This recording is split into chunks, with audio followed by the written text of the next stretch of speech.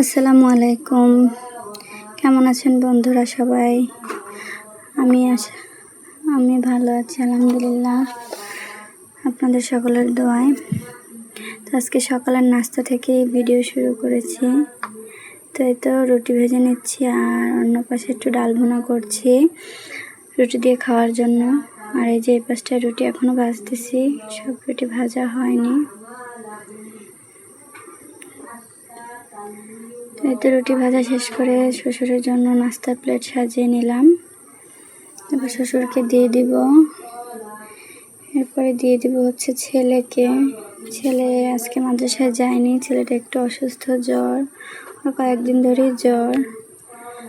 তোকে আজকে আর পাঠায়নি, তো ছেলেকে নাস্তা দিয়ে দিয়েছি।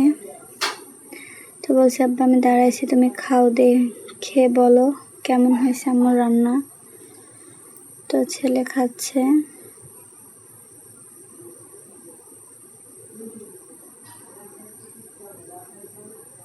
এই তো ছেলে মুখে দিয়েছে, দিয়ে বলতেছে আম্মু মজা হয়েছে খাবারটা। এদিকে দেখুন নাফিসা বুড়ি একটা ডিম সেদ্ধ নিয়ে সারা ঘরের মধ্যে ঘুরতেছে আর খাচ্ছে, আর দাদুর সঙ্গে দুষ্টুমি করতেছে।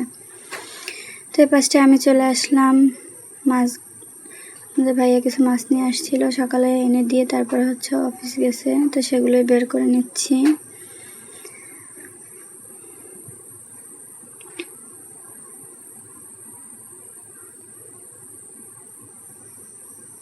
এই তো 4টে ইলিশ মাছ, আর এই পাশে আছে একটা সাগরের ট্যাংরা সম্ভবত।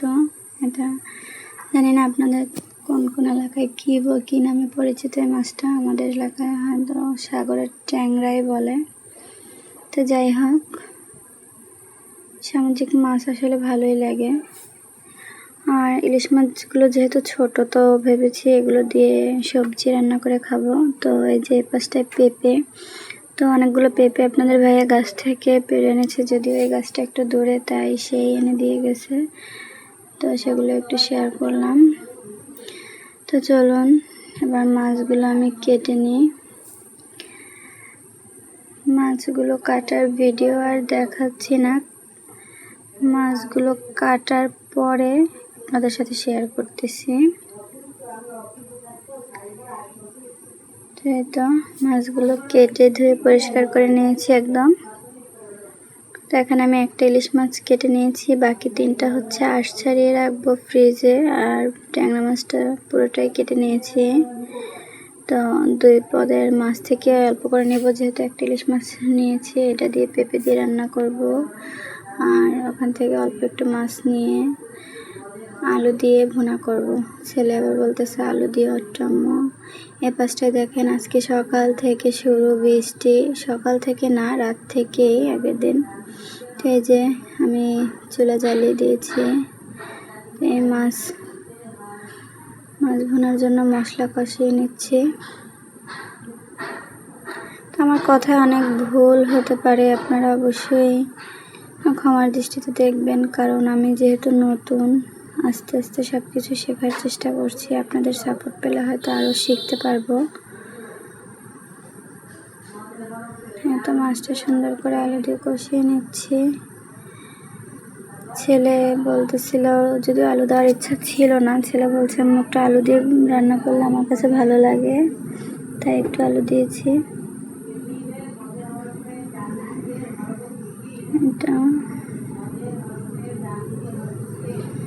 আমার কথায় একটু যদি ভুল হয় তো অবশ্যই ক্ষমা করবেন। আর যারা আমার ভিডিও দেখবেন অবশ্যই আমার চ্যানেলটা সাবস্ক্রাইব করে দিবেন।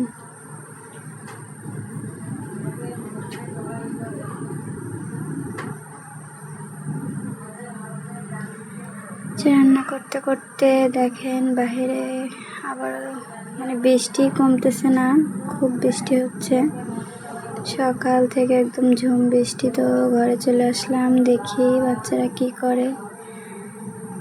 এই তো ছেলে শুয়ে শুয়ে টিভি দেখতেছে। আর এই পাশটা আপনাদের নাফিসা বুড়ি দেখেন কি করে। তাকে জিজ্ঞেস করতেছি তুমি দাদাকে কেন মারছো? ছেলে একবার যে নালিশ করে আসছে আম্মু নাফিস আমাকে মেরেছে, তো আমি ওর জিজ্ঞেস করতে না না করে মাথা নাড়াচ্ছে। দেখেন 2 ভাই বোন বসে টিভি দেখতেছে, বই খাতা এলোমেলো করে রেখে দিয়েছে। তো আবার চলে আসলাম রান্নাঘরে, মাছের ঝোল দিয়ে দিয়েছি। তো মাছের পাশে ভাত হচ্ছে।